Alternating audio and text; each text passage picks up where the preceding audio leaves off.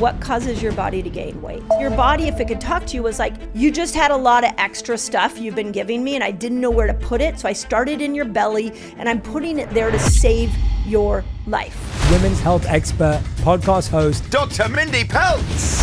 What is the worst mistake someone can make while fasting that will make them gain weight? Doing the same fast, the same way, every single day. This is the part that I want to scream from the rooftop.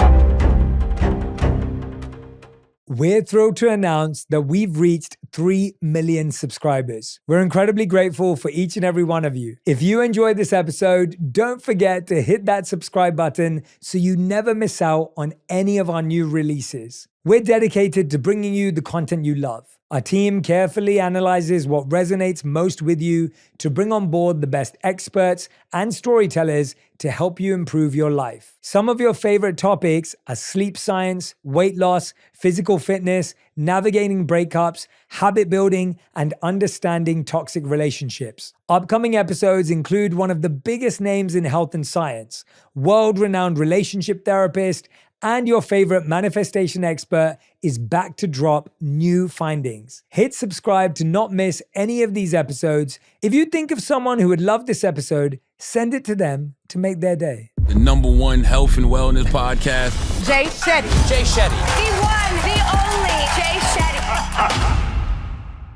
Hey everyone, welcome back to On Purpose, the place you come to become happier, healthier, and more healed. Today's guest is going to help us do just that from the inside out. Dr. Mindy Pelz is a women's health expert, podcast host, and best-selling author of Fast Like a Girl, The Menopause Reset, and her new book, Eat Like a Girl. With a mission to empower women by helping them understand their bodies, Dr. Pelz has become a leading voice in the fields of hormones, fasting, and healthy living. Dr. Mindy's work provides invaluable guidance for women navigating the complexities of hormones, metabolic health, and nutrition. Please welcome to On Purpose, Dr. Mindy Pelz. Mindy, it's great to see you, and thank you for being here. Oh, I'm excited. I'm super happy to be here and have this conversation with you. I just want to point out how amazing you are because you're actually here on your birthday, which shows how much you value and deeply believe in the work you're doing to be spending your birthday with us. So I feel even more lucky and grateful to be with you. Yeah. I'm sure it's like your work, it's just oozes out of me. So it's not like I had to sacrifice to be here on my birthday. It was more of a joy to be here. So thank you for having me on my birthday. I love it. Well, let's get right into it. I wanted to start off with a big question. When we knew you were coming on the show, we asked our audience for things that they would love to learn from you, things they'd love to know about you. And one of the biggest ones that came up is, what is the worst mistake someone can make while fasting that will make them gain weight? Ooh, this was the biggest question? Yes. Okay, this is really great because there's not a one sentence answer. So the biggest mistake, for starters, is doing the same fast, the same way, every single day, over and over and over again. Wow. We were meant to vary, men and women were meant to vary our fasts. And here's the way you look at it, is that the human body will adapt to what we call a hormetic stress, a little tiny stressor that puts it into a forced adaptation. So you go without food, all of a sudden your body's like, wait a second, no food's coming in. We're going to need to go find that food that we stored years ago. And so it will go to the fat storage and burn that fat. If you do that same style of fasting, maybe it's one meal a day, over and over and over again, the body gets really smart. And it's like, wait, no food's coming in. I only get a little bit of food every single day. I'm going to slow my metabolism down. So the biggest mistake that people make is that they've got to vary their fast, vary the length. You don't fast every day. It's what we call feast, famine cycling, and it's how the human body was designed to be. I was not expecting that answer. Excellent. Because I feel like everything we're ever told is like, here's the hours, here's what it is, do it 5 days in a row. Maybe you can take a couple of days off a week or a month or whatever it may be. How do you know then how to structure it to give yourself some sort of system to follow so that you're not just I guess, completely out of sync as well. Yeah. So first I want to say is if it makes logical sense if you go back and you think about the hunter-gatherers. Like they came out of the cave and sometimes they had a meal left over from a kill they made the night before. Sometimes they had a lot of food and then sometimes they had no food. So our body is used to that feast-famine cycling because that's how we were primally designed. So I want to point that out. Second thing, the way that I see this is that every day you have a fasting window and you have an eating window. And your eating window, you get to vary. And it should vary for most people based off your lifestyle. So let's use the example of the soccer mom, because that was sort of a big part of my practice was all these, I call them the mama bears.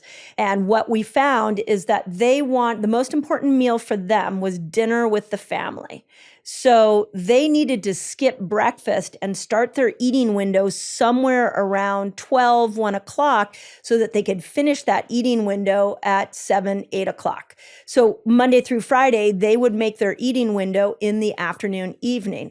But then on the weekends, like a lot of families want to have brunch on Sunday, or maybe they'll go to the farmer's market, or maybe they'll go out to breakfast on Saturday morning. So then they would move their eating window up earlier in the day. Right. So I think you should base it off your lifestyle. And then, of course, women should base it off their cycle, which is what Fast Like a Girl was about. Yeah. So I'm someone who loves systems and routines. Yeah. So I end up I'm a 3 meals per day kind of person. I have to eat 3 meals a day. Yeah. My body reacts in whether it's cramps or fatigue or whatever if I don't. Yeah. So if I try and miss breakfast or have a late breakfast, I'm feeling that. Yeah. If I'm skipping a meal in the middle of the day, I'm feeling that. Like my body wants it. So Yeah. I generally end up eating 3 meals a day pretty much at the same time every day. Yeah. Is that bad? Am I doing that wrong? Well, I mean, I always say it depends on your intention. So what's your intention for your health? My intention right now is to gain strength and muscle as I've been training and trying to eat enough protein as someone who follows a plant-based diet. And then you are doing, when you're working out in the morning? Yes, in the morning. Yeah. So for you, because you're trying to up muscle, you're going to want to make sure that you eat before your workout and you're going to want to make sure you eat after your workout. I'm not doing the before. Yeah. Yeah. So then what will end up so you go in fueled, you're breaking that muscle down while you're working out, and then you're refueling afterwards. That would be like the perfect way to stack protein. But then where does the fasting window fit in? So the fasting window would probably be more towards the end of the day. And one of the things that I just try to make this simple for everybody is the best thing you can do is always eat in the light. The minute we start eating in the dark, like at the end of the day, we've got melatonin coming into our body, and melatonin causes us to be more insulin resistant. So if you were working out at 9 in the morning, I'd want you to have a meal, maybe a small little protein shake at 8. You do your workout, then you follow it up with a recovery meal. Yeah, I would just enough to kind of fuel you. Yeah, you wouldn't need a huge amount.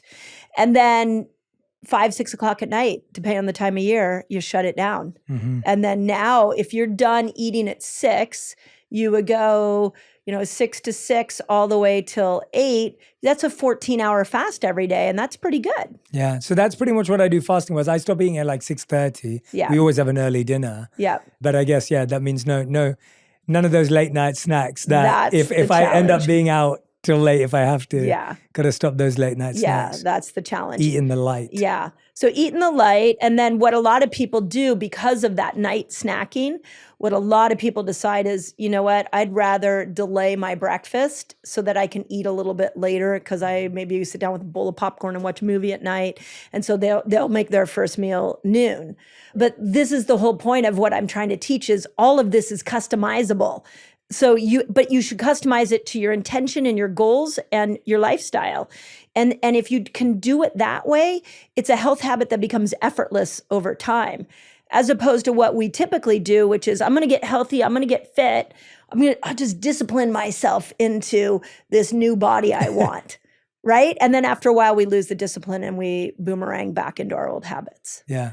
Well, you've already given me something. I'm going to start having that bite to eat before my workouts now. Yeah. I think that will make a huge difference for Yeah. me for sure. No, I love that. The second thing that everyone asked about, which was the big one, which is what is the fastest, most effective way for people to lose their belly fat? Everybody wants to know That's the about big belly one. fat. Everyone's it's- obsessed with belly fat. Everybody is obsessed with belly fat. Okay, I want to start with this understanding. What causes your body to gain weight? And that's a better question to ask yourself than how do I get this weight off? Because you need to know the mechanism. Here's what the body does is whenever there is excess glucose, excess hormones, excess toxins, the body is so well designed that it knows I can't put all this excess around your heart and lungs. I probably shouldn't put this around your liver. I'm not going to go over here and put it around your spleen. I'm going to store it somewhere that will keep you alive. So it stores it first around your belly. No way. So this is the thing that I'm like trying to free women from is then you look in the mirror and you're like, wait a second, I hate that belly fat. And you shame yourself, you guilt your way into the next diet when your body, if it could talk to you, was like, okay, listen, you just had a lot of extra stuff you've been giving me and I didn't know where to put it. So I started in your belly, then I put it in your booty, then I put it around your face and the back of your arms. And for women, sometimes it goes in the chest. And I'm putting it there to save your life. So I think the first step to losing menopausal belly fat is getting in alignment with the body. That's a great answer. And thank the body for what it's doing because it's trying to save you. Great answer, yeah. So now we have that understanding, we go, okay, well, belly in general, we know cortisol. So we are a cortisol saturated world right now. And so we got to do something to help with cortisol. Well, there are things to help with cortisol other than, becoming a monk. There are other things you can do other than sitting somewhere and just meditating, like easy things. A stressful event hits you. The worst thing you can do is sit. Get up and move. Cortisol was meant to make you move. It's that hormone that gives you get up and go because you're running from a tiger. So if you're sitting at your desk, the boss walks in, is like, hey, I need this by the end of the day. And you're like, there's no way I can get it. And you're all upset. The worst thing you can do is stay seated. Go move your body. So constantly walking will help bring that cortisol down. Getting out in nature more, bringing cortisol down. Hanging out with positive people so that you're not in an environment where negative people are throwing cortisol bombs at you all day long, where your thinking starts to become one that's intrinsic, that you're starting to think everything is a threat and you're not safe and cortisol is high. That all relates to belly fat. This is why I'm going into the detail on this because people want the quick fix. But with the belly fat, the first thing I want people to ask themselves is what is the stress level of my life? And how can I bring that stress level down? And how can I start to work with cortisol? Walking being the biggest one, hanging out in nature, and then getting your body in the right environments. Then you can look at toxins. So we started this conversation before we recorded about toxicity. We live in the most toxic time in human history. Women are putting over 200 toxic carcinogenic chemicals on their skin every single day. The brilliant body is like, I don't know what to do with all this, so I'm going to put it around your belly and your chest.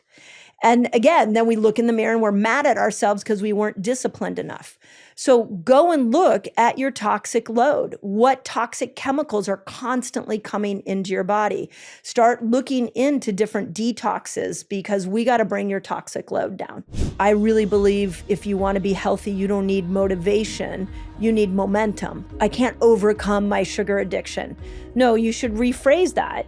And you should say, I've trained my body to crave sugar, and you're double downing on dieting and you're double downing on working out, and you don't even realize that it's actually this chemical load that has completely reprogrammed your body. What are the most common places that people are putting toxins into their body? Well, skin is a big one. Food is horrible. I put a whole thing in Eat Like a Girl, and I was so depressed after I wrote it all about obesogens. So obesogens are chemicals that are in our food. So BPA plastics are what our food are wrapped around. That's an obesogen. Pesticides are an obesogen.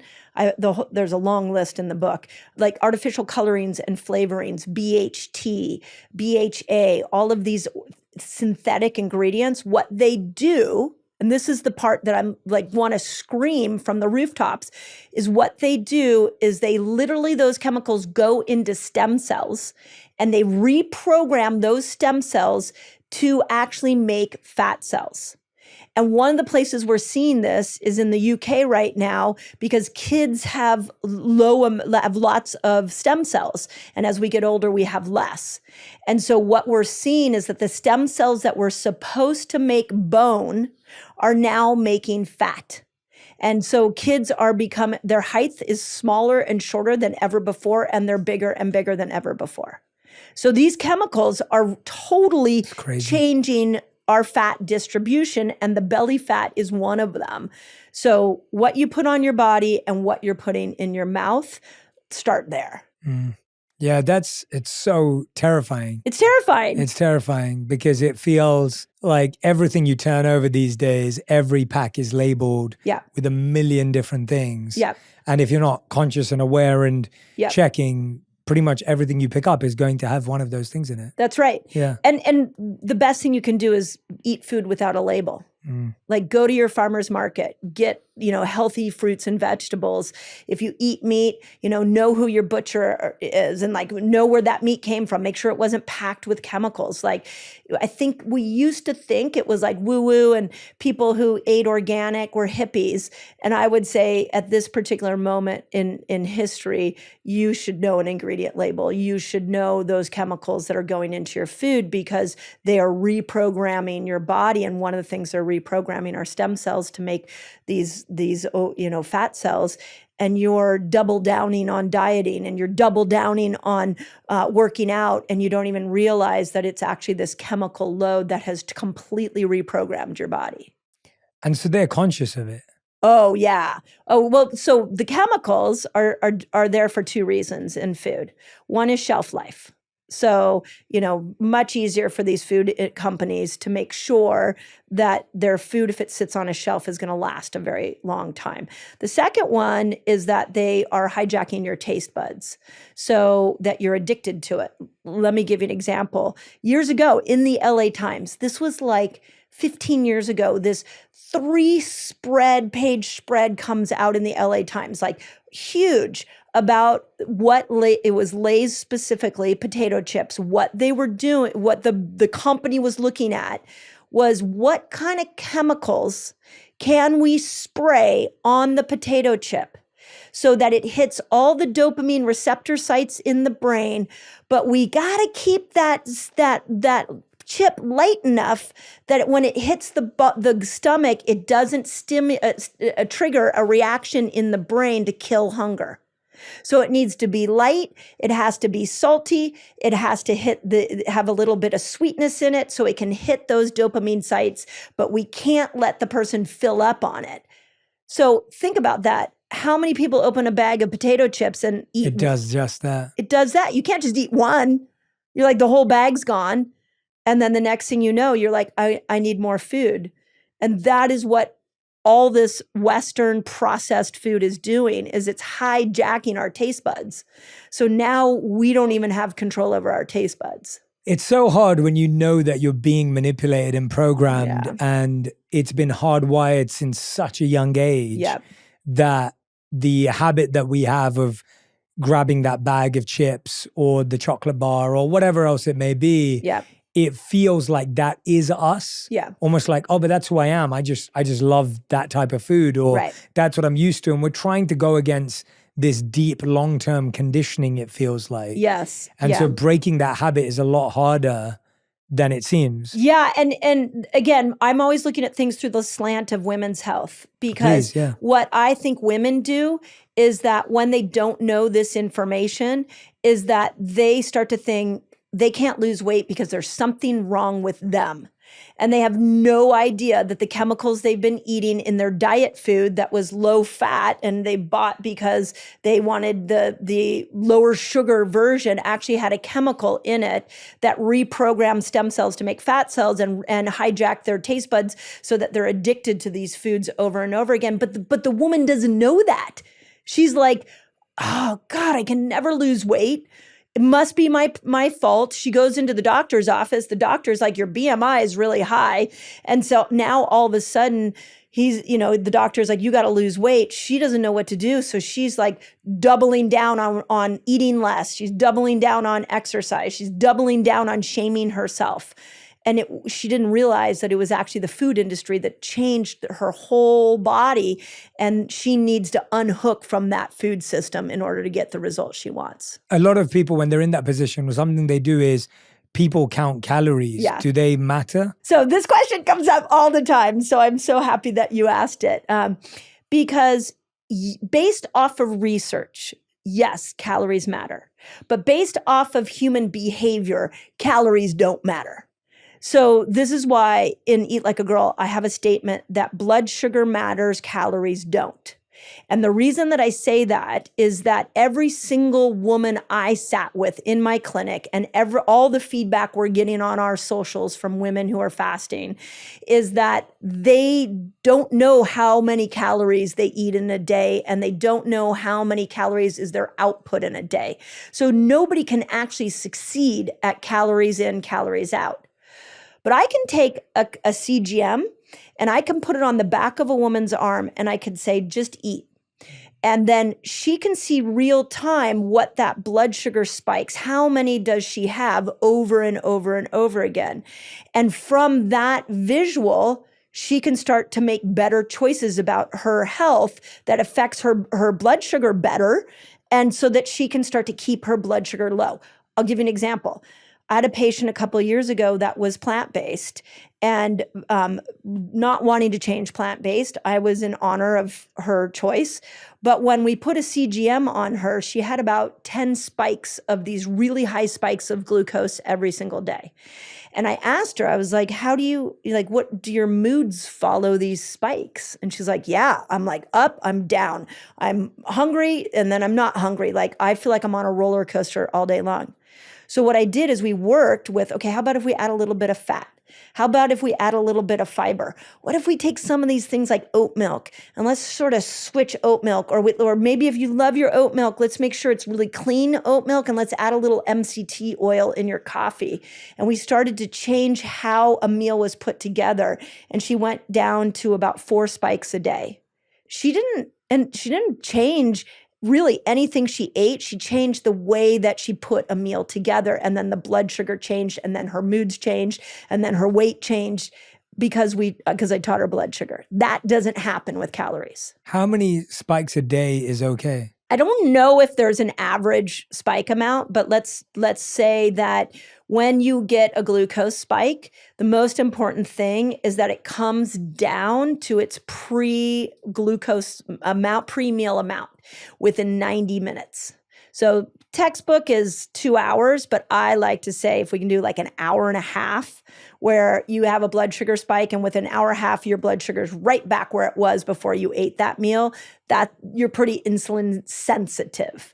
If it's taking more than 2 hours for your body to be able to integrate that glucose, now we may have a little bit metabolically resistant, insulin resistant body. So it's your recovery from the meal that matters more than anything else. Interesting. Yeah. Oh, right. Okay. So 90 minutes is what we should be aiming for. That's my personal standard. Right. Like what most doctors will say is 2 hours. But I like it to be a little quicker than that. Got it. So that's what we should be measuring. Yeah. That's what we should be looking at. And then the other thing is one of the greatest studies done on fasting is 16-8. And Sachin Panda was the leader of that in that study. And what he found is that if you ate all your food in an 8-hour eating window, leaving 16 hours for rest and recovery, that you basically became metabolically immune from the harsh metabolic consequences of a processed diet. So what that meant was I can take all the bad food and I can put it in an 8-hour eating window. And if I give my body 16 hours to rest, then the metabolic system rebooted itself and was able to continue forward without seeing insulin go up and hemoglobin A1C go up and inflammatory markers like CRP go up. So when I look at the spikes, I want to see the recovery of the spike. And then I want to see that part of the day you're just not eating anything, that there's no spikes. Right. Does that make sense? Yeah, that makes a lot of sense. That makes a lot of sense. One of the things that I found fascinating that you talk about in Eat Like a Girl is you talk about eating for your microbes, not your taste buds. Yeah. And I find this to be the constant kind of challenge that people in my life have when I'm talking about healthy eating or healthy habits when it comes to food. We generally eat for our taste buds or eat for our emotions. Yes. Talk to me, before we talk about eating for your microbes, talk to me about how our patterns of our taste buds have changed over time. Yeah. Because I feel, again, we're not aware of the root of where this started. Yeah. And this is the reason I put that as a real foundational rule is, again, I'm trying to free women and help women have a better relationship with food. And there's so many women that just find out, like, let's use carbohydrates or sugar or alcohol. They'll say, I just crave it. I can't uncrave it. It's like the tub of ice cream just calls me. Well, if you actually look, there can be microbes and there can be fungus that lives in your gut that is doing the calling. So those are the ones that are sending a signal to the brain, feed me. So we have trillions of bacteria in our gut and they all want to stay alive. And so they send signals to the brain and they tell the brain, feed me this, don't feed me that, so that it can stay alive. And then on top of that, we add this dopamine response we're getting from the chemical food. We are actually not really in control of our food choices when you look through that lens. So let's go to your friends. Your friends who are like, I have no willpower or I don't know how to get over my sugar addiction. Well, the first thing is make sure you're eating chemical free. Get back to nature's food because nature didn't create food that made you addicted. So get off those processed foods. And then let's look at feeding your microbes. Let's give your microbes more food. Like what I found in my clinic is that people were eating the same foods over and over and over again, like the same 20 foods. And now when I opened it up, their whole food window and said, hey, how about instead of iceberg lettuce every night, what if we try a spring mix with a little parsley and maybe some dandelion greens so we can support your liver? Like all of a sudden we just opened up the foods they were eating and the microbes changed. And if you mix that with fasting, the greatest study that I love, one of the greatest that was done on fasting was the every other day diet. And what a researcher did is she took a group of people that were metabolically challenged, had food addiction, and had cardiovascular challenges, and said, you can eat anything you want one day, and then the next day you don't eat. And the next day, eat whatever you want, next day, don't eat. And what she found was that, and they had to do it over a course of a year. By the end of the year, everybody's metabolic markers improved. Everybody lost weight, which is what she thought would happen. But what surprised her was that everybody's choice of food, what they were craving, changed. Mm-hmm. So when I look at those people struggling with, like, I can't get over my cravings, we've got to change your microbiome. And we've got to put you in some fasted states so you can start to have a different experience with these cravings. And it's a combination of those things. How do we detox the bacteria that's calling out for the sugar or calling out for the fats or carbs or whatever it is? How do we detox those? You starve them out.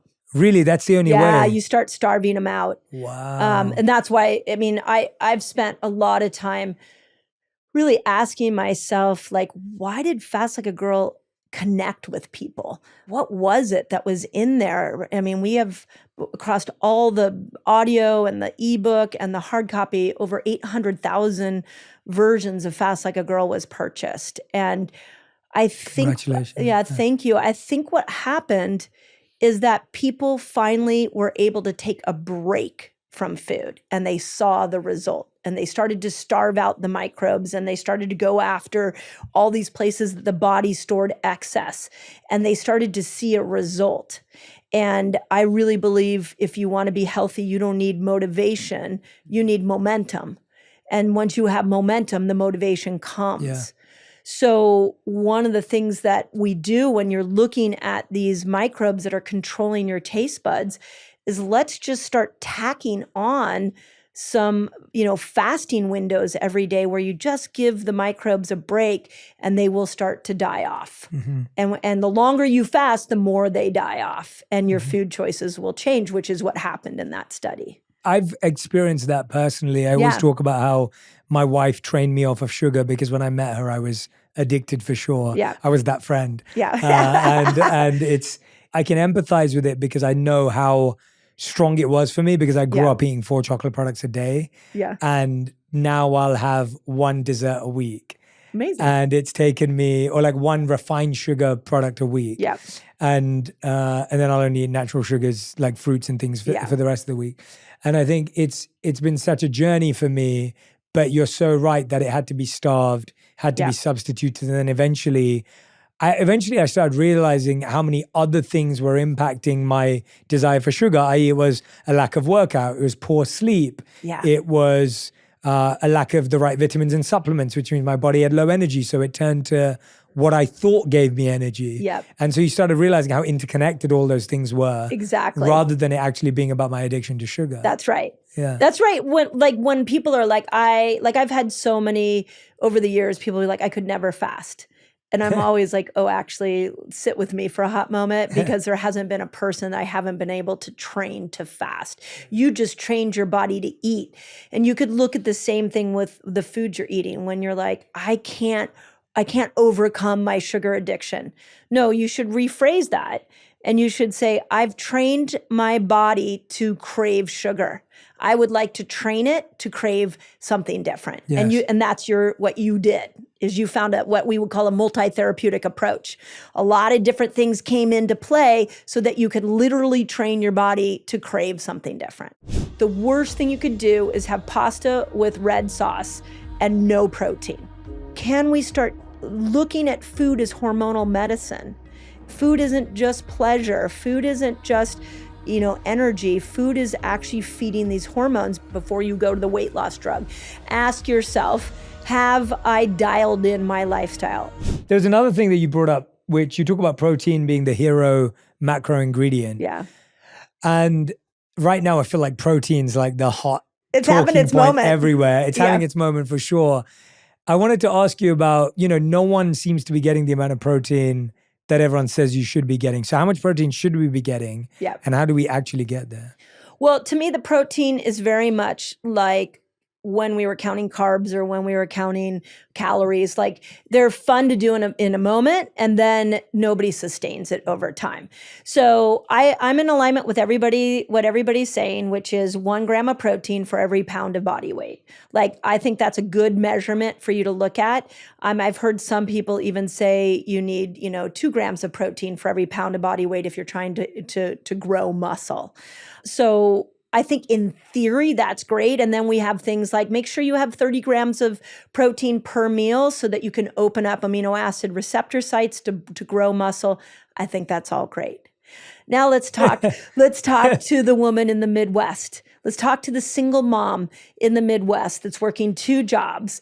And she's like, I'm just trying to stay afloat. Yeah. And now you want me to count how many grams of protein I eat every day so that I can be optimally healthy. This is why I put in there, what I want her to know is just know protein's the hero macronutrient. It has amino acids in it, and amino acids are going to make you hormones and neurotransmitters. So at every single meal, I want you to look at the protein source first, and how do you get as much protein in that meal, and then build the carbohydrates around it and build the vegetables and everything around it. Don't skimp on the protein. Every meal has to have a protein. That is a more doable language, and for a woman who is, and man who is so busy, because again, I don't know if people are successfully counting this day in and day out unless they're really making it a priority. Yeah, my appetite wouldn't even allow me to eat that much Yeah. protein. Like Yeah. I struggle with two things. One is I don't think I can eat that much protein. I've tried. Yeah. And second of all, it's heavy on my gut. It's hard Yes. on my gut. Like that much protein, just my gut can't process Yeah. it. So how do you work out those two things? This actually came up in another interview, and I explained that this February of this year, I decided to try the protein theory, and I was working out with a trainer. I was lifting heavy weights. I'm 55 as of today.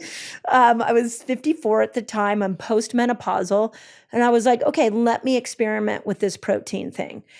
In January, I was still with the trainer. I was still tacking on my fasting window, and I was really doing what I could talk about in the book, where I would have keto days and I would have hormone feasting days, but I wasn't as focused on protein. In January, I lost weight and I built muscle. In February, same thing. I just upped my protein to 1 gram per pound of body weight. By the end of February, I had put on more fat than if I had been doing none of that. And I was like, this isn't working for me. This is too much protein for my body. And I went back to just protein with every meal, Mindy. Stop trying to get it to a certain amount. That was my experience. Mm-hmm. Now, other people will say, oh, I've built so much muscle with it. Amazing. But I talk about this in the book that we have to go back to N of 1. N of 1 means you can hear us talk about protein, and now your job is to figure out if it works for you. Mm-hmm. Didn't work, so it was hard for you, it sounds like? Was hard for me? It's been hard right now. I've been practicing with it for like 3 months maybe. Yeah. Experimenting. So it was hard for me, whereas other people are like, this works perfectly for me, which is great. So I just think protein with every meal, we have to prioritize protein. And then you've got to find what pattern of the amount is going to be best for you. Mm-hmm.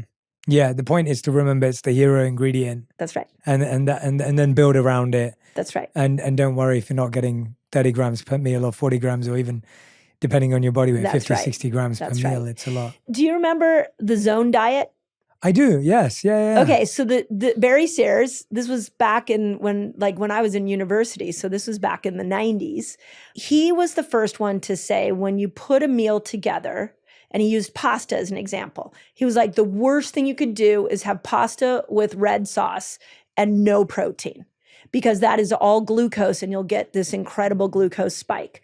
But actually, if you put a meatball in there and you drizzle some olive oil on it, now the metabolic cost to you will be much less and you will lose weight. And his whole thing was like, stay in the zone. You got to stay in the zone. So the protein conversation to me, I feel like needs to evolve to protein at every meal. And let's make sure we're putting it there with fat and some of nature's carbs and some fiber. And how you put that meal together is going to have a bigger effect on you than just the protein amount. Yeah, that's very helpful. Yeah, that's very helpful. And I hope everyone who's listening and watching kind of, eases up on it or finds a way that it works for you. Yeah, I think that's the point. Yeah. When does, I think we've been talking a lot about belly fat and fat in general. When does fat make you fat? That's a great question. Okay, so toxic fat makes you fat. What is a toxic fat? So our canola oils, our cottonseed, corn oils, soybean oils, partially hydrogenated oils, vegetable oils, highly processed sunflower and safflower oils. Those are the biggies. Those are toxins. So let's go back to what is fat. Fat is a storage place for things your body doesn't know what to do with. Those oils, your body doesn't know what to do with. So it's putting it around your belly. It's putting it in fat. So stop giving it to your body, because when you give it to your body, the body's so smart. It's like, I'm just going to go store it over here. If I come over and I do now avocado oil, olive oil is like the hero oil, even some MCT oil, or even some of the nut oils like walnut oil, or some seed oils like sesame seed oil. your body knows what to do with that. It knows how to integrate that. It doesn't cause cellular inflammation. And so it'll kill hunger. It's going to help nourish your brain. It's going to stabilize your blood sugar. You need these oils to make hormones. So totally different beasts. One makes you fat, and the other one actually will make you healthy and can actually help you lose weight because it kills hunger. When we're also talking about our fat intake, is there a time of day that's better for us to be eating fat versus others, Yeah. or is it something that needs to be spread out across the day? I think of fat as like a blood sugar break. So let's use today as an example. It's like, 3 o'clock in the afternoon. And so I had my first meal. I worked out in the morning on an empty stomach. It was just where I decided to go today. I had some collagen powder in my coffee and a little bit of raw cream. And then I went out and worked out. And then I had my first meal around 11 o'clock. And one of the things that I made sure I did is get a lot of protein and a lot of fat, because I knew I wasn't going to eat again until tonight. And I was coming here for this podcast. So I didn't want my blood sugar to spike at 1 or 2 and then show up in your chair and have brain fog and be unable to focus and my energy low. So I made sure I had extra fat on my breakfast and extra protein so that my glucose stayed very steady. So I like fat when you are not you're really trying to minimize a glucose spike. So performance is what I just explained. Or I don't want to be hungry in 2 more hours. I should use some fat. Or I don't want to crave that chocolate at 10 o'clock at night. So I should have some more fat with my dinner, because all of that stabilizes blood sugar, and then those cravings and those brain fog and that lack of energy doesn't show up.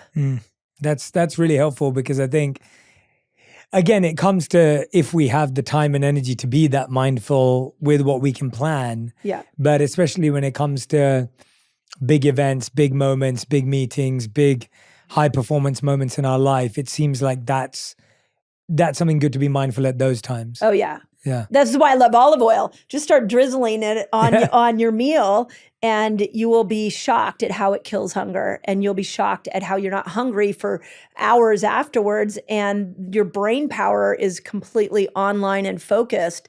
It's the easiest thing to add. Yeah, me and my wife were joking about how often what happens is you end up eating smaller meals, but then you end up eating junk afterwards. Yeah, right. And that happens so often because we're like, oh no, I want to be mindful of my portion size or whatever it is. Yeah. And then at 10 p.m. you want a dessert. But the idea of sprinkling something simple as olive oil onto your meals to help curb a craving later on. And then, olive oils are high in polyphenols, and polyphenols feed the good microbes. So when you're drizzling olive oil on your meal, you're stabilizing blood sugar and you're feeding the good microbes. So those good microbes are going to keep giving you signals to crave good food. So it really is multifactorial. But let's go back, just so we don't confuse people, let's go back to the calorie in, calorie out. Because some people are like, wait a second, if I put too much olive oil on top of my food, that's a lot of calories. But I'm back at, does the calorie in, calorie out, is it working for you? I'm more interested in you feeding your body through the lens of metabolic health so that your blood sugar can be stable. I'm interested in food being a performance enhancer for you. And I care a lot about your microbes, because not only do they control your cravings, but they control your immune system, your neurotransmitters. Like, they are the thing that is driving your health if you actually look into it. So olive oil, you drizzled it on your meal, and like magic happened in your body. In Eat Like a Girl, your new book, you talk about how we need to eat to make hormones, especially for women. Walk me through the importance of that, because I don't think I'd ever heard that before. Yeah. So this came kind of out of my frustration with women feeling like, if I have low hormones, then I just need to take an exogenous form of hormone and put it into my body. And what I wanted women, I'm not saying that's wrong. I'm just wanted to say, can we have a conversation first before you start to feel like the challenge with your female body is you don't have enough hormones? Can we look at your food behaviors? and ask ourselves, are you getting enough nutrients in to be able to actually make hormones? So I look at it like if you were making bread. You have to have a certain amount of ingredients. You've got to have flour. You probably have to have yeast. You have to have some baking soda. Like there are certain ingredients that need to go into bread in order for it to rise and for it to be able to be bread. Same thing with hormones. And what I did in the book is I spent a lot of time researching, well, what are those nutrients that we need? And I came up with what I call the key 24. You need these 24 nutrients every single day to be able to even make a hormone. And when you look at those 24 ingredients, like 9 of them are amino acids, which takes us back to protein. And you got proteins where you're getting amino acids from. And one of the major one is omega-3 fatty acids, which takes us back to olive oil. So if I'm a woman who is like, let's just talk about, I'm sure this is going to come up because it keeps coming up. Let's talk about the weight loss drugs. Mm-hmm. Let's say I'm taking a shot that kills my hunger. So I'm not eating very much and I'm losing weight.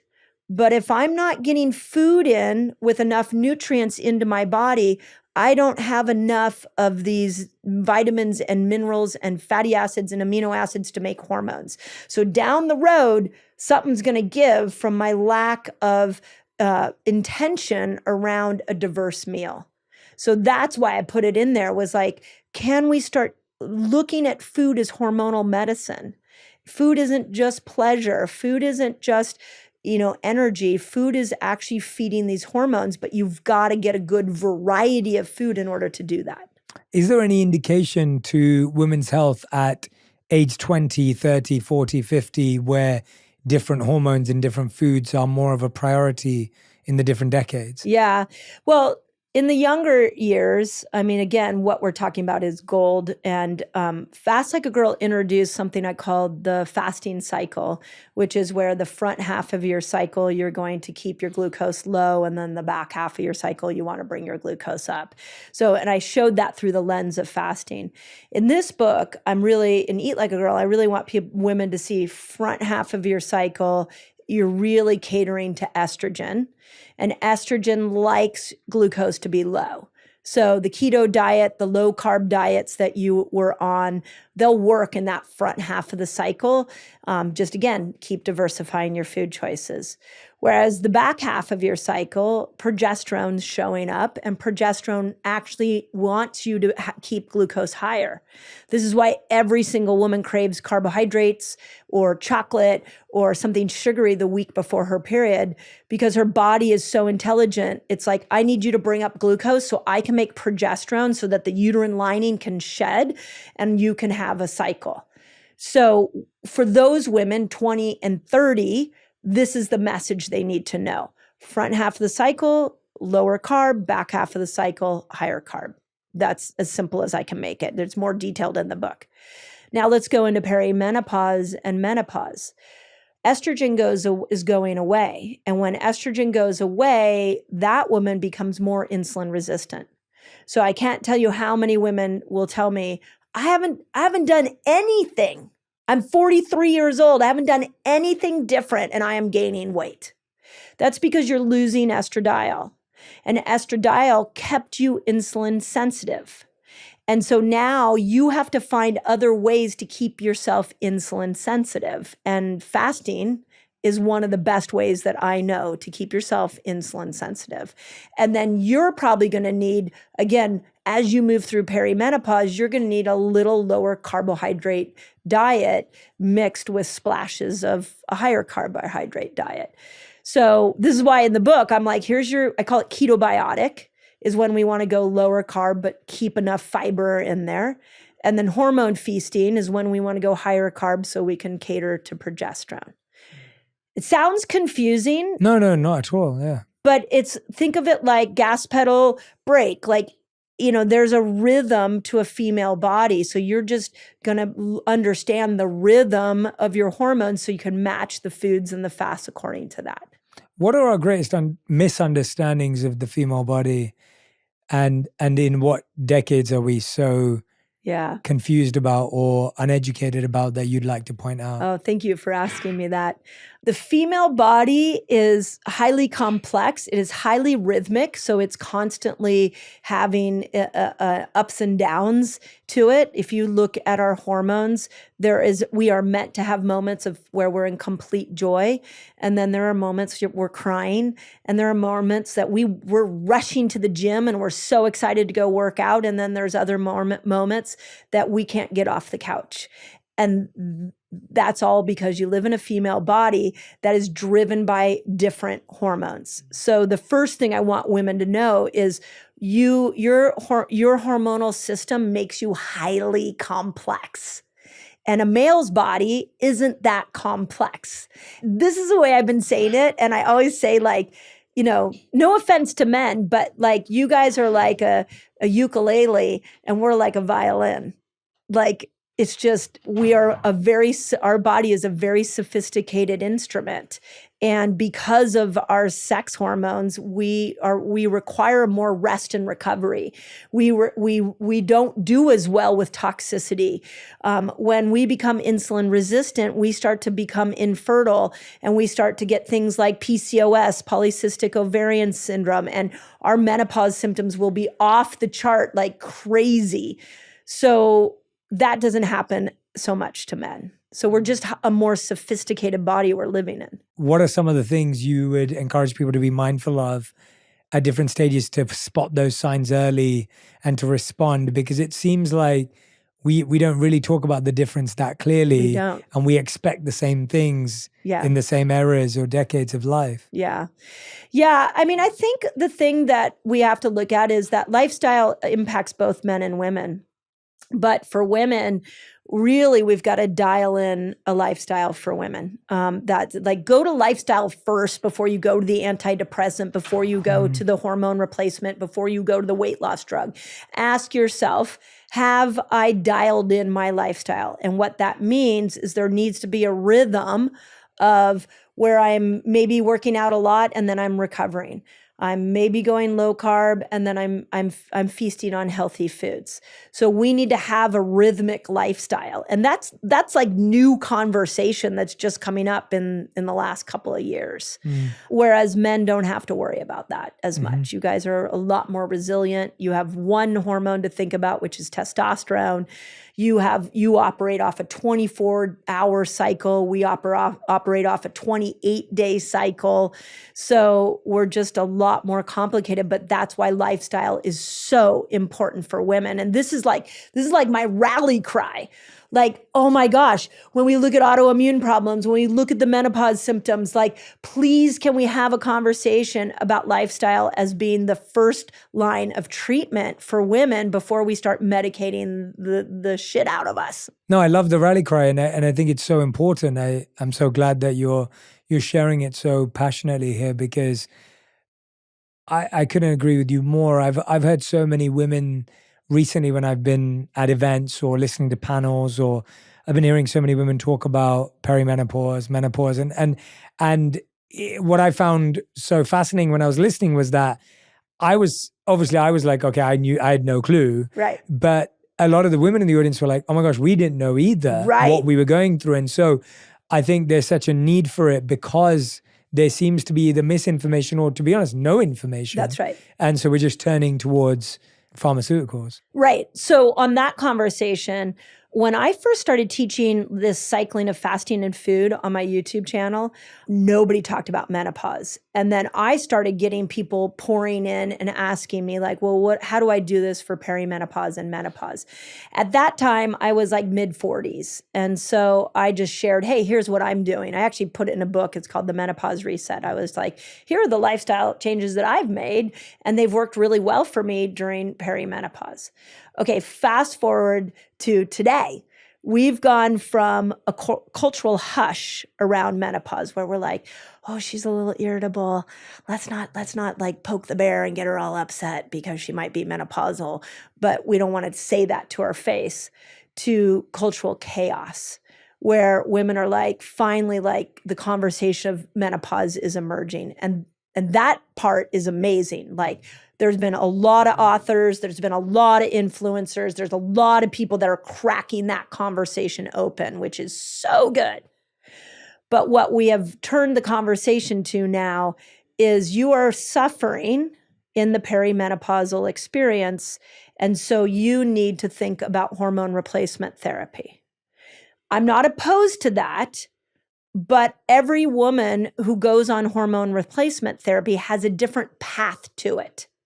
And that's because alongside hormone replacement, whether it's HRT direct or bioidenticals, needs to be a lifestyle change. And the diet you had at 35 doesn't work for you at 45. And the stress load you were able to do or handle at 35, you're going to need some breaks and some new tools at 45. So there's a lifestyle that I'm just still trying to bring in, like, hello, the answers isn't in the patch, the answer's not in the pill. Those are good support systems, but let's make lifestyle the change that happens once you go into those perimenopausal years. What would you say are the top 3 lifestyle changes that changed everything for you or were positive for you? Yeah. So in the menopause reset, I wrote 5. I started fasting. That was a big one. I started varying my foods, which is what I teach in Eat Like a Girl. I went low carb, high carb. I started feeding my microbes. So how do I support, because the microbes break down estrogen. So I wanted to be able to increase the diversity of my microbes so they could break down estrogen, the less estrogen I was getting. I did a massive detox. I detoxed my whole house. I started detoxing myself throughout my whole 40s. Detox became like my obsession. And then the last one is something called the rushing woman syndrome, which was actually coined by a woman, Dr. Libby Weaver, who showed biologically why women that are constantly in a state of stress end up having hormonal problems. So I started saying no to more things. I'm a competitive athlete. I was a competitive tennis player in my early 20s, and I started learning how to do more yoga. I started learning how to walk more. I started getting out of that mentality of I've got to push my body. And so I just started looking at how I could recover a little bit more. And those were the 5 I changed. And it was like gold. It's so refreshing to hear that they're all interconnected as well with Eat Like a Girl and Fast Like a Girl. And it seems that what we need to do is simple, but it's so hard because of our wiring, because of society's expectations, because of maybe our own pressure on ourselves. What gave you the permission to just say, you know what, I'm going to unsubscribe from all of this and I'm going to find a way? What was that for you? Because I feel people are really looking for that breakthrough. And you said it's not motivation, it's momentum, but it's almost like, how do you give that stone or that rock a push down the hill so that it gains momentum? The best door in is fasting. This is why I started with Fast Like a Girl. Like that is the quickest. If you want a totally different experience with your body, learn how to create an eating window and a fasting window. And it's interesting because my practice was built by what I call the mama bears. There were like these women who would bring their families to me and who would come in to learn about detox and hormones and food education and lifestyle. My clinic was like a lifestyle clinic, teaching people how to live a lifestyle to build health.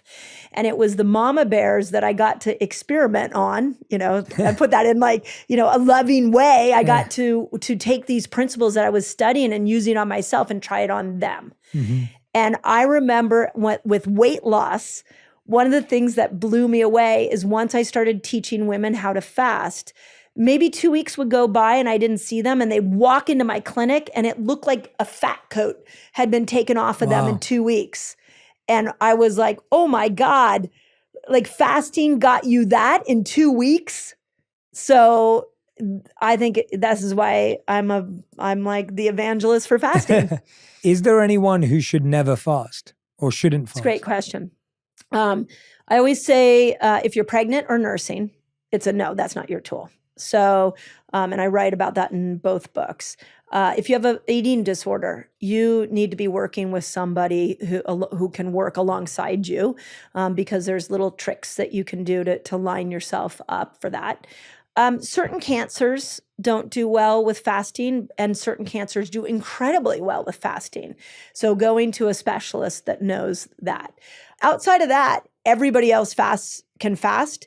The one I just want to point out, the person I didn't point out who couldn't fast is the diabetic. Mm-hmm. This is the one that shocks everybody, is the type 1 and type 2 diabetic, when done right and done with doctor supervision, actually does really well with fasting. Interesting. Yeah. Wow. Yeah, that is surprising. Right? You wouldn't expect that. No. There's a trend right now of women eating meatballs in order to lose weight. What's your take on that? Have you come Is that across all they're eating? Or at least a big part of it, yeah. Yeah.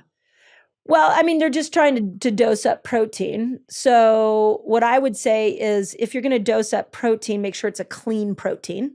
So what would you define as a clean protein? like hormone-free, antibiotic, not pumped with antibiotics, not pumped with hormones, grass-fed if you're going beef, and you really want grass-fed because it has higher omega-3s. So it needs to be a clean source of protein. I'm also a real fan for women specifically of fiber, because fiber feeds those microbes that break hormones down. So if you're only going meat, you're missing out on the vegetables. We need more fiber. But from a metabolic standpoint, from blood sugar standpoint, meatballs, if you didn't have a lot of fillers and stuff in them, could be really good. Yeah. Are they losing weight? It's meatballs. Yeah, that's what I said. Okay. Meatballs. Yeah, meatballs. Sorry, not ball. It's my accent.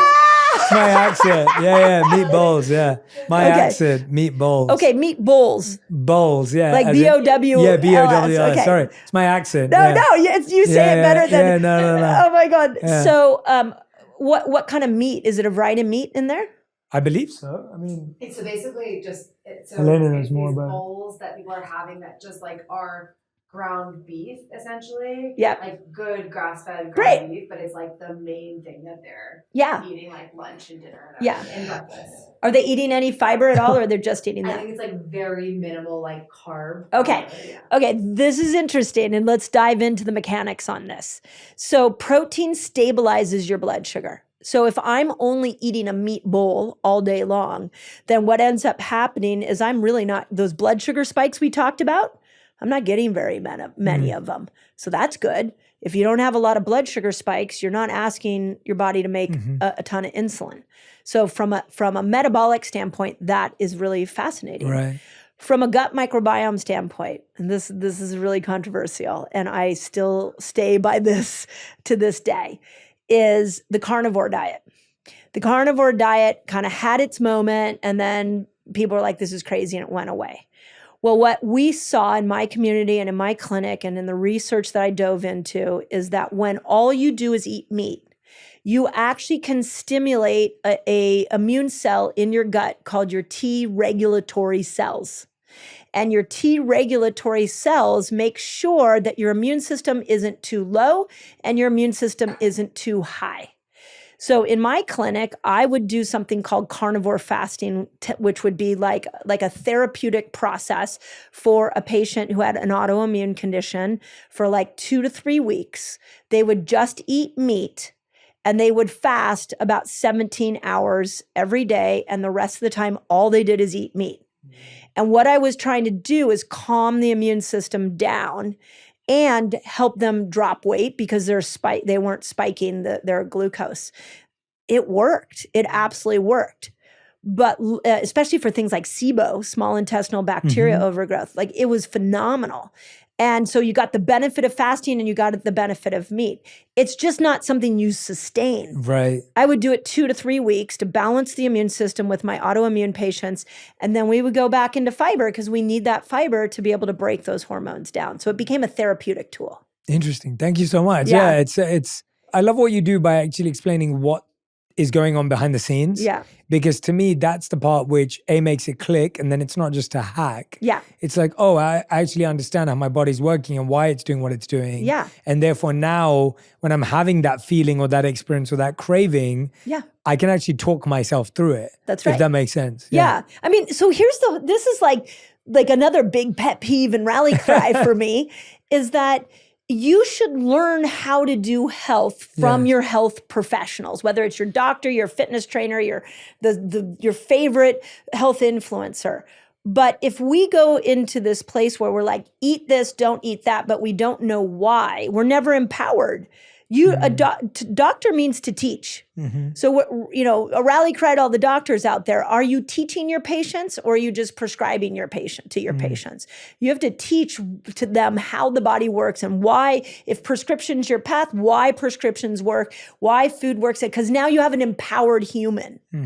And Big Pharma is not going to like us empowered, and Big Food doesn't like us empowered. But that's what we should create, as empowered humans. The only way we can do that is by teaching people how their body works. Yeah. For people who, talking about, making people feel empowered, for people who don't have access to expensive technology and want to know their muscle fat percentage, body fat percentage, etc., like how do they get that information in a way that's affordable and accessible? Because it seems that so much of that data and that insight you need to be empowered is expensive. Yeah.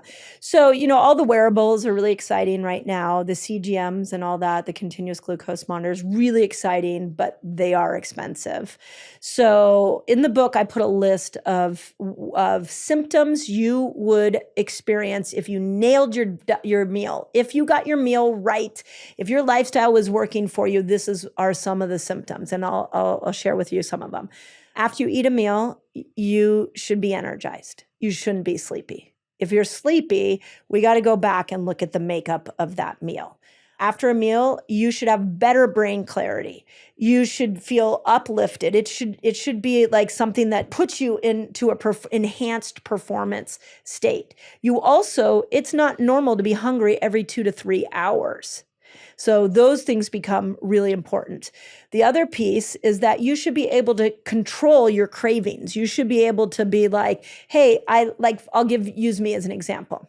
I used to have a sugar addiction too. And I had a moment when in the height of my sugar addiction, where if I looked at a piece of sugar, I couldn't control myself. I remember that, yeah. Yeah. And it was like, I know I'm not supposed to eat that, but I'm going to eat it anyways. Once I started doing fasting and eating windows, like that craving went away. So I now have a better relationship to food. I don't feel like I'm eating food because I can't control myself. So there are symptoms we can look at, and all the biometric wearables, they're great, but I want to help the woman in the South, that's working 2 jobs. The story I tell a lot is that during the pandemic, I had a high school principal in South Carolina reach out to me. She was watching my YouTube channel, and she said, my high school teachers are about to come back to school, and they're super scared about their immune system and COVID. And so can you give us some ideas on how we can keep our immune system high? Well, I come from a family of teachers, and I was like, oh yeah, can I give back to the teachers and teach them? This is really exciting. So I pop on this call with about 100 teachers at this high school, and I go into you should take this supplement, you should eat this oil, and you should do all these things. And I get to the end of the presentation. It was all done on Zoom. And this really brave man raises his hand, and he's like, I hear what you're saying, but if I'm at the supermarket and I'm looking at nut butters, the nut butter with the right oil in it is $8 more than the one with the wrong oil. I don't have that $8. And then another woman raised her hand and said, I'm up at 4 a.m. and I drive to get my classroom set up at 5. I don't take a lunch break. And by 3:34, I'm driving home exhausted. And the only place I want to go is through the drive-through at fast food. Okay, we will never, ever get our country healthy until we help those people, because they're on a limited income and they are trying to be healthy, but everything in front of them is leading them towards chronic disease. This is why fasting became my tool, because everybody can afford it, and everybody, even the busiest person, can do it, and it works for the majority of people. And then they have that momentum. So that's what, the fast food lady Okay, so let's eat your fast food in a compressed eating window. The nut butter guy, it was like, okay, well, maybe nut butter isn't your go-to. Like, let's figure out how you can look at maybe getting some oils from food that you're getting upping your omega-3 and other oils. Like, we just found lateral changes. Yeah. How do you train someone to not eat for a period of time? Because I think we've talked about fasting, but actually it's really hard when someone has to do it. How does someone train themselves to do that? Yeah, so you start by pushing your breakfast back. That's what I typically do. You can push your dinner up if you want, but most people, I start with breakfast. So I tell people, push your breakfast back an hour. Most people will say, well, can I have my coffee? Yes, you can have your coffee, but not your creamer. Like if you're putting like some kind of sugared creamer in there, or you're putting oat milk or almond milk in there, those tend to spike your blood sugar a little bit too high. So cow's dairy, goat's dairy does a little bit better. So you just make sure, or black, have your coffee black. Push your breakfast back an hour. It's going to be uncomfortable. That's the first thing. It's like, that moment, you're going to be like, why did I listen to Jay Shetty's podcast where that crazy lady came on and told me to push my breakfast back an hour? Now all I want to do is yell and scream because I'm angry. I'm hangry. But if they stay with that the next day and then the next day, by the third or fourth day, that hour is going to feel like nothing. So when it starts to get easy, now you're going to push it back another hour. So now you're 2 hours back, and then maybe you go a couple days with that, and then you're going to push it back another hour. And everybody that I've done with this, within 2 weeks, they are effortlessly fasting somewhere between 13 to 15 hours. You're just taking all that food and you're just compressing it into an eating window, but you're gently moving your body into that place. I've had people just out of nowhere go on 3-day water fast, but that's a lot more suffering involved. Yeah, if you do definitely. It that way. Yeah. Is there anyone who should eat as soon as they wake up? There's a lot of theories on this. Like Sachin Panda, who is the premier, researcher on circadian rhythm, he came on my podcast and he likes that you wait an hour after you wake up if you're going to try to get into the proper circadian rhythm, meaning your melatonin and your cortisol are being secreted at the right moment. So he would prefer that you would wait an hour. Dr. Stacy Sims, who is an expert and one of the leading experts in exercise and menopause, came on my podcast. And she strongly feels you need some kind of nutrients coming in the minute you wake up, the first half hour you wake up, to trigger the hypothalamus to start hormonal production. When I broke that down with her, she's also plant-based. When I broke that down with her, she said, I put collagen powder in my coffee every morning and a splash of vegan collagen powder. Vegan. So she probably uses a vegan one, or maybe a marine one. I didn't ask her through the vegan lens if she did fish. Right. And then she does MCT oil, and then she does a plant-based cream. And she does like a loaded coffee, and that on some mornings, that's how she triggers this hypothalamus. So I tell you all that to say that here we have two leading experts. One says wait a half hour. The other one says you need some nutrients in very quickly. I think everybody's got to be their own N of one. Yeah, definitely. What works for you? Yeah, it's hard to know. And I think that's why so much of this is also being able to listen to our bodies and not our minds. Because I think so much of our food habits are driven by our minds, not our bodies. Yeah. I.e. we mentally crave something, emotionally crave something. Yeah. Whereas when you actually listen to your body, kind of like what I was saying to you earlier, that when I'm listening to my body, I'm like, this amount of protein just doesn't feel right. Yeah. Even if I'm trying. On that, I just want to point out, because again, I'm always going to be the voice of women's empowerment. Yeah. What I'm discovering in women is we are massively disconnected from our bodies. Yeah.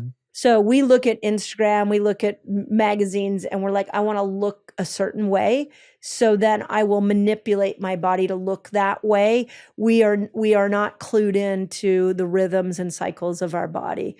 And often you could end up sad. looking that way, but because the internal setup isn't right. Like we often think it's also, I don't have self-worth or self-esteem, but it's completely chemical. That's right. Right? Like it's just a hormonal imbalance. It's not this mental idea That's right. that, oh, I don't believe in myself or I don't love myself. Yeah. It's like, well, of course, if I've been shifting my body and diet and everything to look this certain way, it could be that my hormones and nutrients and everything are so imbalanced that I can't sustain a healthy mood. Yeah. Something I've deeply thought about is that when we look at the woman who's size 2 or the woman who's a size 4 or size 0, like we look at that, we say, that's what I'm supposed to look like because the magazines, Instagram, everybody says I should look like that. But actually, if you look at what estrogen does to the female body, is it makes us, it's what I call a little more padded. It gives us a little more of a cushion of fat on us. And that might be what's normal for us. We just have this skewed view based off of what we're seeing on social media that we're supposed to look that way. But have you ever stopped, like for the women listening, and asked yourself, is that the healthy way? I mean, one of the things that came out of Fast Like a Girl that really disturbed me and motivated me to write Eat Like a Girl was how many 20-year-olds and 30-year-olds don't have a menstrual cycle. And they don't have a menstrual cycle because they've been manipulating their diet. Their diet's too low calorie. Their weight is too low because they're trying to look a certain way that the culture says this is beautiful. And when you're beautiful, you're worthy. But actually, is it possible that the female body is meant to have more fat on it? And trying to be the skinniest version of you is actually making you sick and destroying your hormones. And I think it would be really interesting if we had better conversations around that. So what do they do in that scenario when they've ended up creating that situation with themselves? Well, the first thing is, we're back at the calories, is let's make sure you're eating enough calories. For the thyroid, you have to have 1,200 calories a day consistently. So if you're eating 900, 800 calories a day, you're causing thyroid challenges. And that could be a hyperactive thyroid. That could be, so you could end up with a faster metabolism, which would eventually lead to a hypothyroid situation. So let's get the calorie in that person who's in deprivation. That would be the one spot I would say, let's make sure we're above 1,200. Mm-hmm. So that would be the first thing.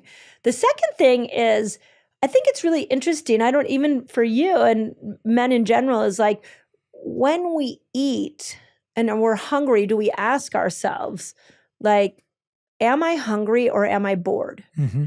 Am I hungry or am I sad? Am I hungry or do I need energy? Like, make sure we're seeing that the food and the emotional response, like we're pulling those apart. So I think that's a really important one because people eat and don't eat for a lot of different reasons. Mm-hmm. And then that leads to the last thing with this person who might be a little bit thin is, I think for a lot of women, it's control. Like, if I can control my body a certain way, then, my life will be in control. And as you know, control is an illusion. And maybe there's something else you can control. This is why I like the continuous glucose monitor. Control your blood sugar. And then that'll lead you down the path of health. Control your symptoms after you eat. Control the amount of sleep you get. Like, there's other things to control. But if you're trying to control your weight, you're raising cortisol and you're leading yourself into this dysfunctional relationship with your body. So well said.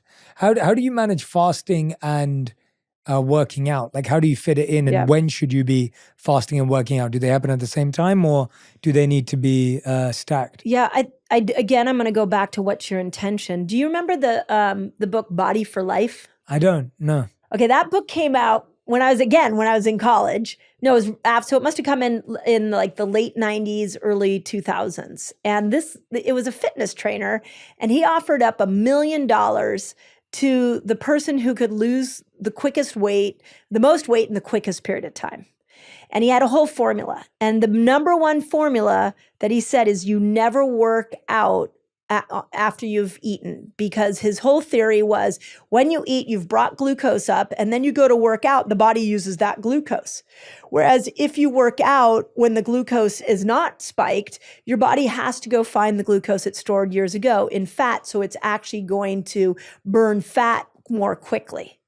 This was how we worked out for years. I think I taught people in women and men both in my clinic all the time, this strategy. It is an incredible way to lose weight.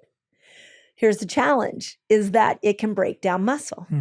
And muscle right now is, like we said, is in vogue. It's the thing we're talking about. So when we are looking at, do you fast and exercise in a fasted state? I think you have to ask yourself what your objective is. If you're trying to lose weight, yeah, I think it's a great idea, especially on the days, not your weightlifting days, but the days you're doing cardio. Yeah, and yoga, and we don't eat 2 hours before a yoga session.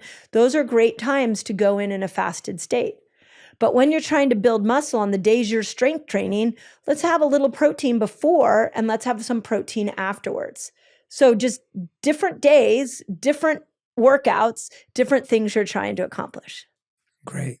Dr. Mindy Pelz, it's been such a joy talking to you today. You've given so much valuable insight. This is one of those episodes that I feel I'm going to recommend to all my friends. Thank you. I'm going to be encouraging a lot of people to listen to it together. And I think everyone who's been listening and watching, I hope you pass it on to a friend. I hope you listen to it with a friend, because I just think it's at the heart of so many of our issues today is how we eat, how we think about our bodies, how connected we are to our bodies. And I just love how structured, thoughtful, and methodical all your advice is. So thank you so much for writing this incredible book and bringing so much value to our community. Yeah. We end every On Purpose episode with a final 5 or a fast 5. Okay. And no pun included. And we'd love for you to answer each of these questions in 1 word to 1 sentence maximum.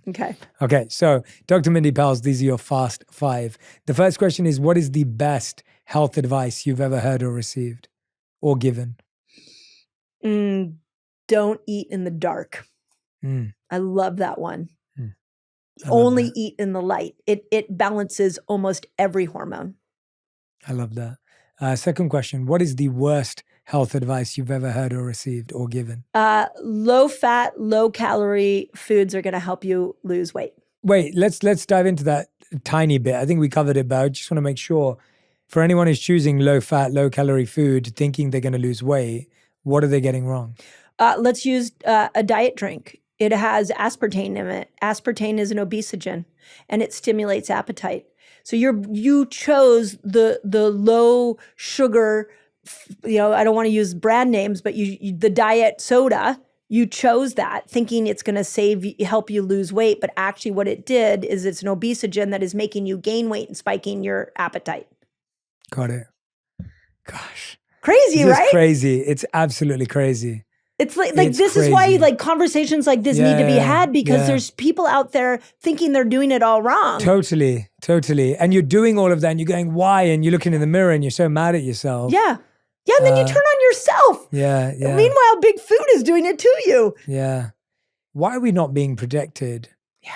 Like why are we allowed to put obesogens into our body, and why are we allowed to put all these toxins, plastics into our body? I think it's a really good question, and it starts with the FDA, the Food and Drug Administration. And I have some quotes in there in the Eat Like a Girl that are really important. And for starters, why do we have food and drugs in the same administration? We should have a food administration and we should have a drug. Said. And then within the FDA, there's a category of food called GRAS, generally recognized as safe. And what that means is that if they're going to put a new food product, a synthetic food product into the food system, they're going to assume it's innocent until proven guilty. Mm-hmm. It takes a lot of money to prove that these ingredients are harmful and carcinogenic. One of the ones that I love to point out is partially hydrogenated oils.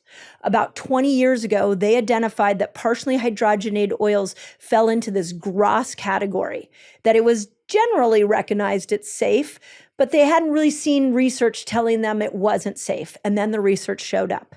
And the research said that these partially hydrogenated oils were actually contributing, a major contributor to heart disease, and should be taken out of our food system.